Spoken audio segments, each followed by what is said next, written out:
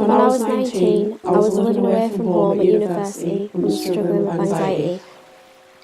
I go through periods where I don't sleep much at all, and when I do sleep, I have nightmares and also experience sleep paralysis.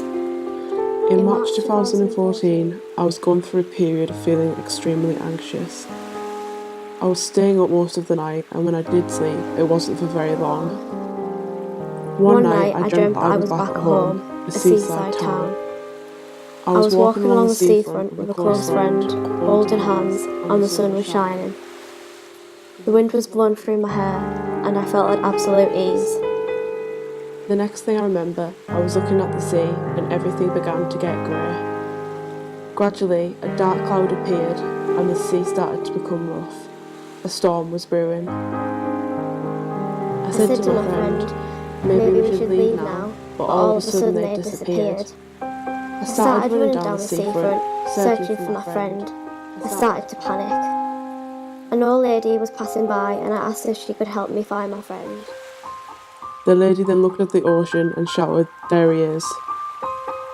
I shouted my friend, but they didn't turn around, and they were getting closer and closer to the sea. I ran towards my friend and grabbed their hand, trying to pull them over the brick wall. They gradually let go of my hand and started drowning. I then woke up from my dream. Due to me feeling anxious at the time, I felt as though I needed reassurance that my friend was okay, so I sent them a text. After a few hours, when I didn't get a response, I started to really worry. After worrying all morning, thinking the worst, my worst nightmare then became my reality. I received a phone call from my friend's mum let me know that my friend had tried to commit suicide. A few months went by, and one day I was speaking to my sister, reflecting back on the past few months.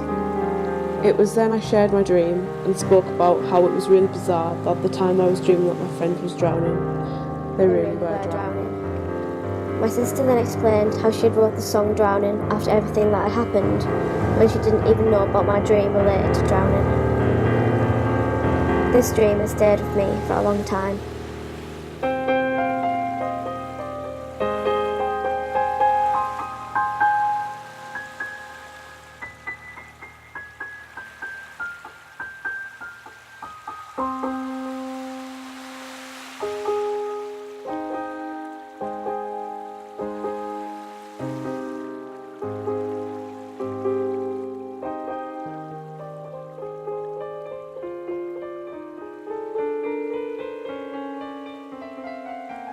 Too big, only a few meters wide, but the darkness made it feel so much bigger.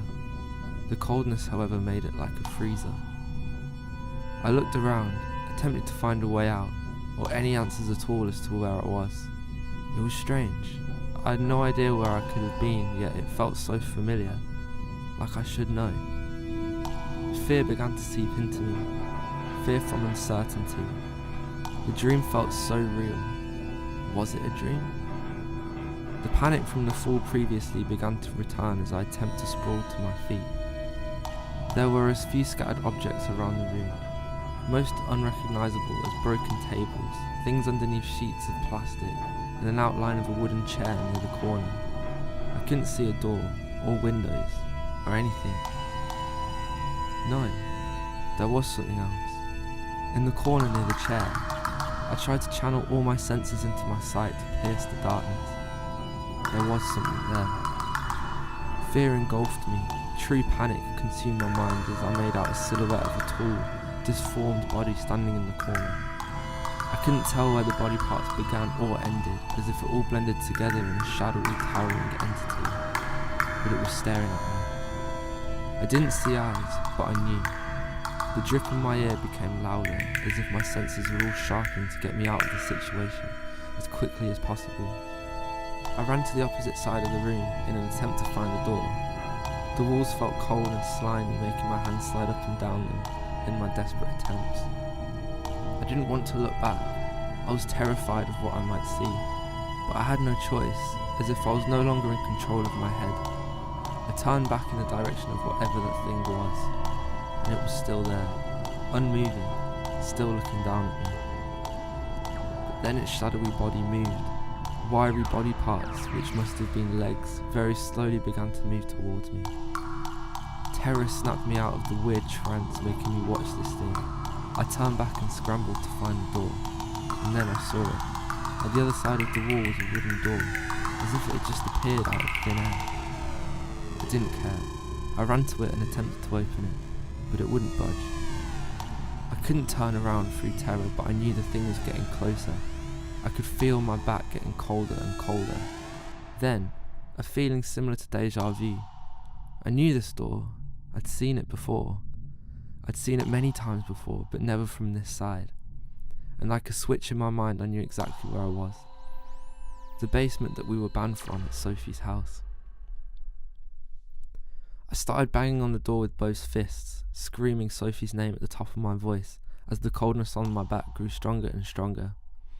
Tears began to run down my cheeks whilst I screamed Sophie's name, banging the door harder and harder until I heard panicked footsteps on the other side of the door. I heard Sophie's voice on the other side. She shouted, "Jack, is that you? What are you doing in there?" All I could do was cry in return as the impending doom I felt behind me grew and grew. She said, "Hold on, I'll get you out," and ran out of earshot. This was it. I felt a cold hand on my shoulder, and the falling sensation returned. Freezing cold, dark, falling. And that's when I woke up in my bed, cold and dazed. It didn't feel like I'd been asleep. I went to Sophie the next day. Seeing her at school, I told her about the dream, but as I did, I saw her mouth gape slightly, and the colour in her cheeks fade a little.